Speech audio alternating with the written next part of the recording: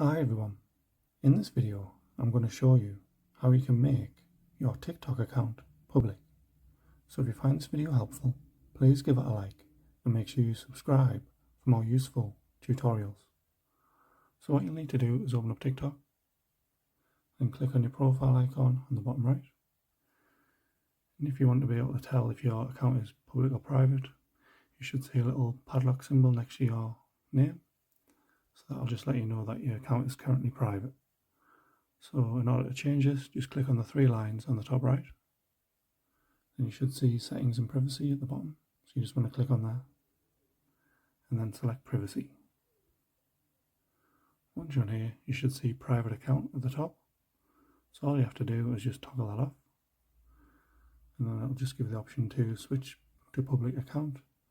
And it'll let you know anyone will be able to follow you and view your public posts.